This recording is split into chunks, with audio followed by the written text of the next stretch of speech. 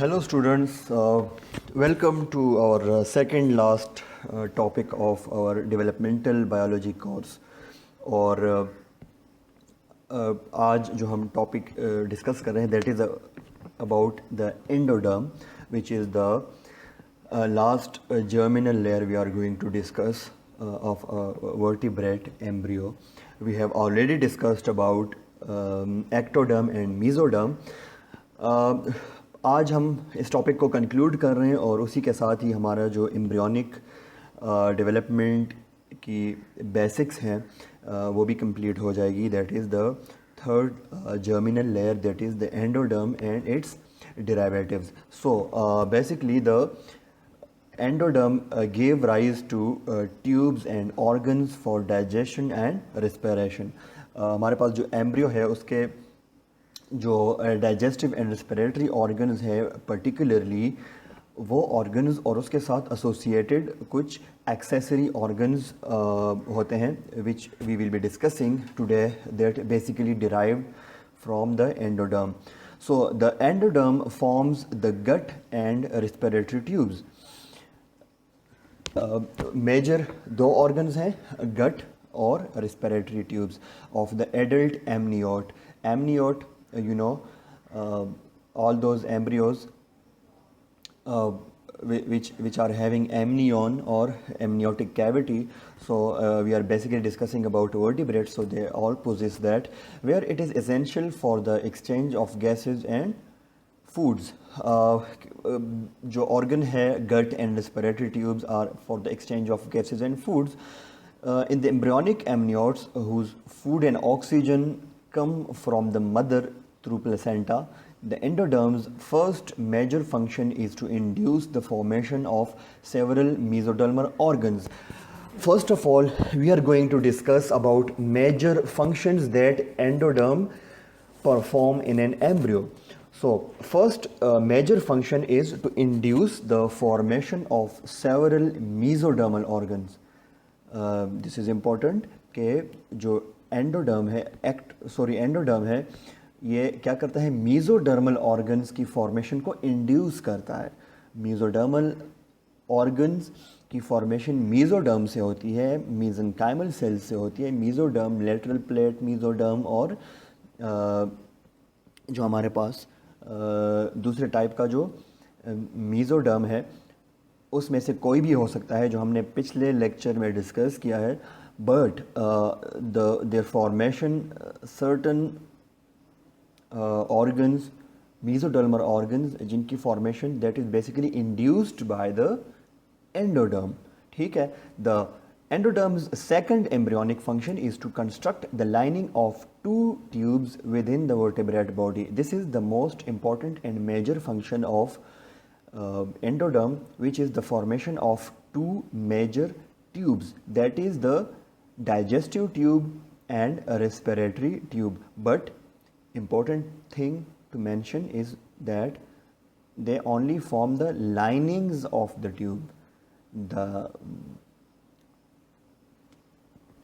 layers that are internal to the mesoderm of the guts and the respiratory tubes are basically from mesodermal origin, but the linings are made up of linings and the accessory organs which contains some glands, exocrine glands, endocrine glands. They are basically formed from these linings. They are produced. They are basically accessory organs that arise from the lining of the gut. ठीक है. So the first is the digestive tube extends the length of the body, you know very well, and buds from the digestive tube form the liver, gall bladder and pancreas. Digestive tube से जो accessory organs है, important accessory organs that are liver, gall bladder and the pancreas. The respiratory tube forms as an outgrowth of the digestive tube and eventually bifurcates into two lungs. ये हम पढ़ेंगे कि basically जो respiratory tube है ये भी digestive tube से anterior part और फोरगट रीजन में से ये आउटग्रोथ के फॉर्म में डाइवर्टिक डाइवर्ट होके बाइफरकेट हो जाता है into two lungs. So respiratory tubes is also derived from the basically the digestive tube in the foregut. So the region of the digestive tube anterior to the point where the respiratory tube branches off is the pharynx. Pharynx is the important part which is the part of the foregut जहाँ से गट start होता है. Endoderm का जो major function है that is the formation of the gut and respiratory tube. So respiratory tube कहाँ से arise होता है? From the digestive tube that is the pharynx. और third embryonic function is to form the epithelium of several glands जो जिसको हम accessory organs और glands कहते हैं. तो उनके एपिथेलियम जो है वो उनकी फॉर्मेशन भी क्या करता है? एंडोडर्म करता है. Epithelial out pockets of the pharynx give rise to the tonsils and the thyroid, thymus and parathyroid glands. Pharynx pharyngeal region में जो ग्लैंड्स हैं जिनमें हमारे पास है tonsils, thyroid, thymus and parathyroid glands. They are basically arising from the pharyngeal region, while the liver, gallbladder and pancreas is from digestive region. Okay, that was basically major three roles of endoderm जो हमने पढ़ा. ठीक है, formation of several mesodermal organs, उनकी induction, इसी तरह digestive and respiratory tubes and their associated or accessory organs and glands.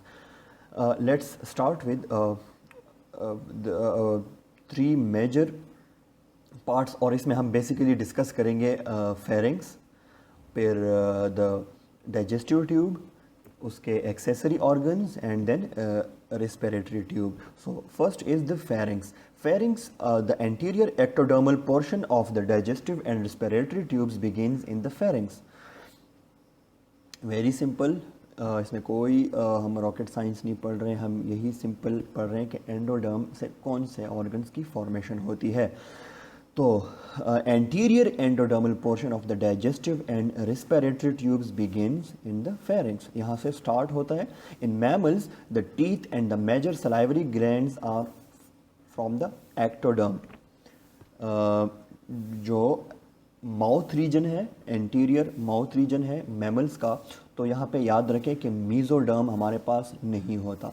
जो school reason है उसमें होता है, लेकिन जो माउथ रीजन है वहाँ पे एक्टोडर्म से हमारे पास टीथ बनते हैं एंड सलाइवरी ग्लैंड्स बनते हैं. Anterior taste buds are ectodermal generated by cranial placodes. हमने क्रेनियल प्लेकोड्स पढ़े थे, वहाँ से टेस्ट बर्ड्स की फॉर्मेशन होती है. But the posterior taste buds as well as some of the posterior salivary and mucus glands are derived from endoderm. So only two layers takes part in the formation of the mouth region and its organs, that are ectoderm and endoderm, no mesoderm in mouth region. The embryonic pharynx in mammals contain 4 pairs of. अच्छा, जो pharynx है mammals का, embryonic region में, embryonic stage में we have 4 pairs of endoderm derived pharyngeal pouches. ये important है pharynx के अंदर. सबसे इम्पोर्टेंट पार्ट ये है कि जो एम्ब्रियोनिक फेरिंग्स है मैमल्स में, that contains 4 pairs of endoderm derived pharyngeal pouches. Pharyngeal pouches क्या करते हैं हम अभी डायग्राम में जाके पढ़ते हैं. बट इन फेरेंजियल पाउचेस के बीच में वी हैव 4 फेरेंजियल आर्चेस. तो उसको हम थोड़ा सा पढ़ते हैं इधर, फिर इसकी तरफ चलते हैं. ओके, ये है एक फेरिंग्स का ट्रांसवर्स सेक्शन ऑफ मैमल्स, और यहाँ हमने एग्जांपल ली है एक ह्यूमन बेबी की. और यहाँ पे आप देख सकते हैं कि वी हैव फेरेंजियल पाउचेस जो कि इम्पोर्टेंट है. नंबर 1 फेरेंजियल पाउच 1, ठीक है. फेरेंजियल पाउच 2 जिसमें टॉन्सिल्स की फॉर्मेशन होती है, ठीक है. थर्ड पाउच में we have parathyroid primordium, thymus formation in second and then third में पैराथायराइड प्राइमोडियम, मतलब प्राइमोडियम मीन अर्ली सेल्स, और यहाँ से फिर उसकी फॉर्मेशन होती है. यहाँ पे ग्रीन में शो हुआ है. Thymus gland also forms in the third pharyngeal pouch, while in the fourth pharyngeal pouch we have parathyroid primordium and postbranchial body. इसी तरह थायराइड प्राइमोडियम हमारे पास इधर भी प्रेजेंट होता है in the middle region. Okay, ये एक साइड शो हुआ है, इसको आप पेयर में लेंगे on the right side as well, क्योंकि फेरिंग्स में ये ग्लैंड्स पेयर्ड फॉर्म में प्रेजेंट होते हैं. फेरिंजियल आर्चेज क्या है? पाउचेस के बीच में जो एरिया है दैट इज़ जो टिश्यू है दैट इज़ फेरिंजियल आर्चेज. इसका कोई एज सच फंक्शनल रोल नहीं है, it is has a structural role, जो कि फेरिंजियल पाउचेस जहाँ से आगे जाके अब हम पढ़ेंगे ऑर्गन्स की फॉर्मेशन होगी, ग्लैंड्स बनेंगे या स्ट्रक्चर्स बनेंगे, तो उन पाउचेस के बीच में स्ट्रक्चरल रोल प्ले कर रहा है कि इनके बीच में एक पार्टीशन का रोल प्ले कर रहा है. सिमिलर स्ट्रक्चर्स आप आगे जब फिशरीज एक्टियोलॉजी पढ़ेंगे तो उसमें फिर आपको फ़िश के गिल्स में भी इस तरह के स्ट्रक्चर्स नज़र आएंगे जब हम इसका ट्रांसफ़र सेक्शन आप पढ़ते हैं. Any how that is about the pharynx. और इससे आप नेक्स्ट अगर देखें तो फर्स्ट फेरिंजियल पाउच नंबर 1 जो है, इससे बनेगा क्या is eustachian tube, auditory tube of the ear and tympanic cavity. तो first pharyngeal pouch gives rise to ear, external ear, eustachian tube, auditory canal and tympanic cavity.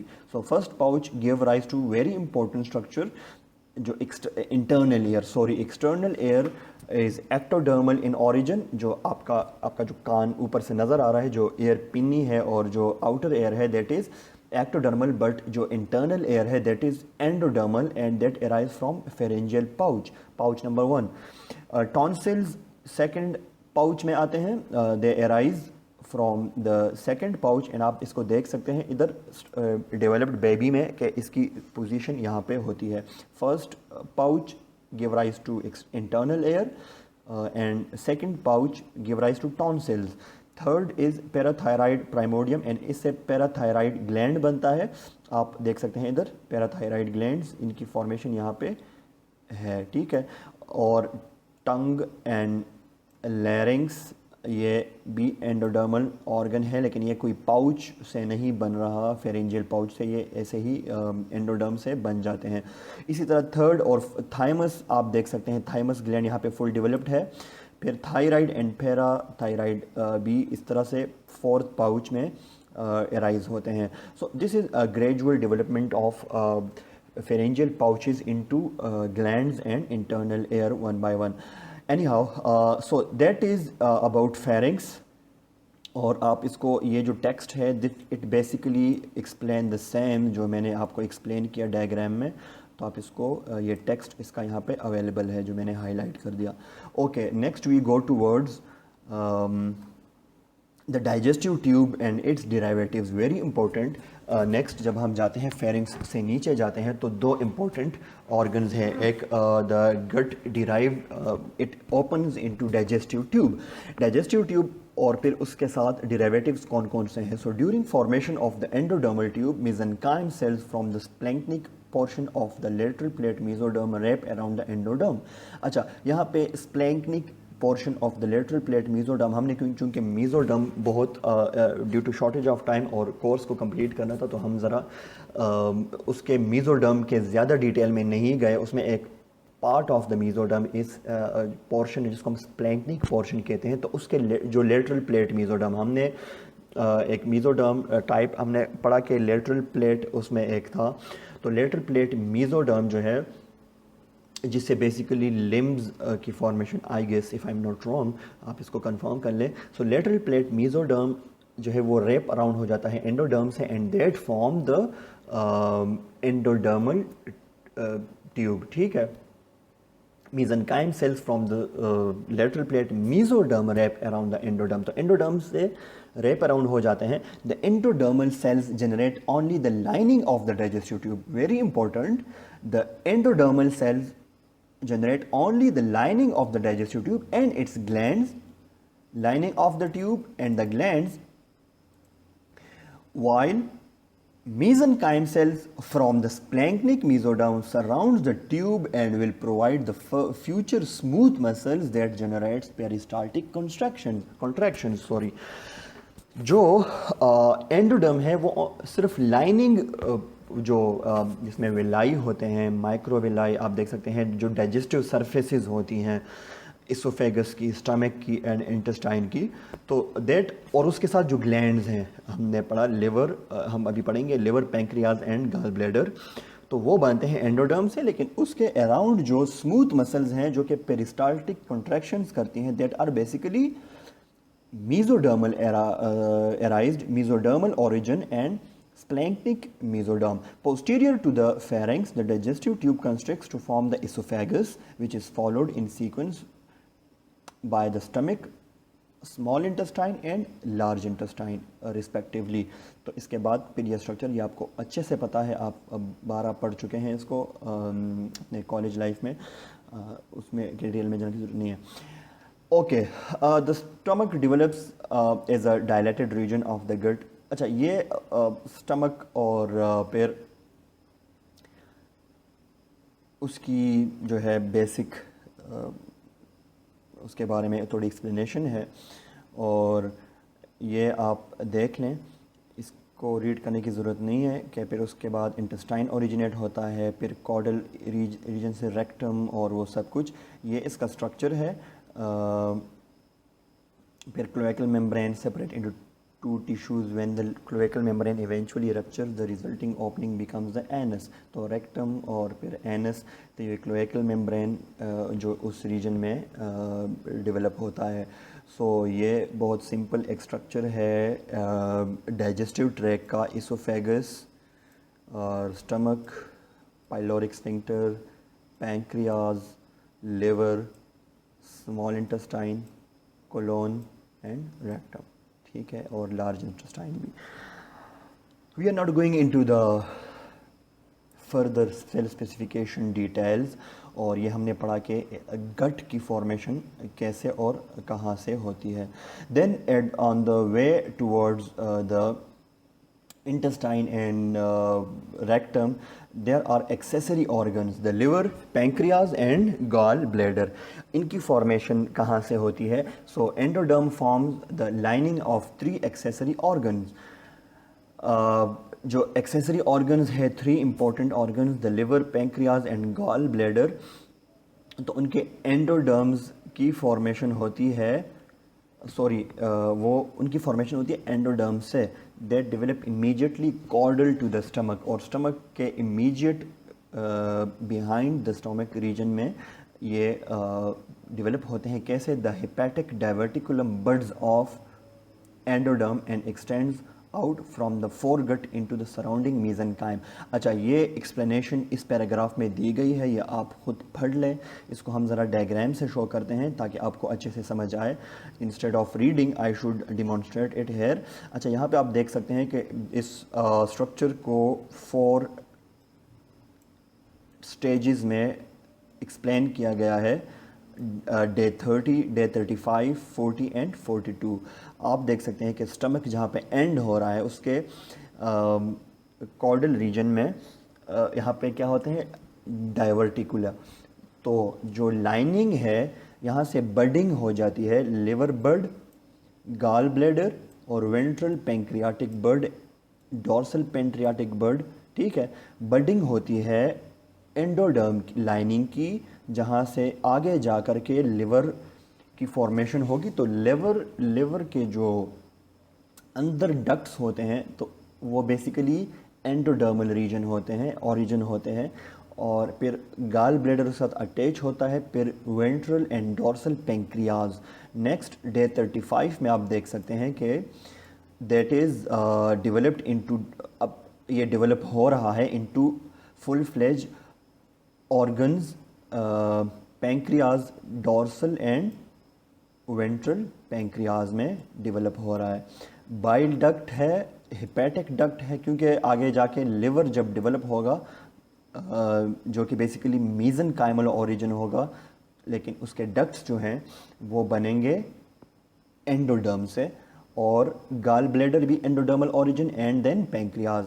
इसी तरह ये सारे डेवलप होते जाते हैं and they develop into fully formed pancreas, gallbladder and liver.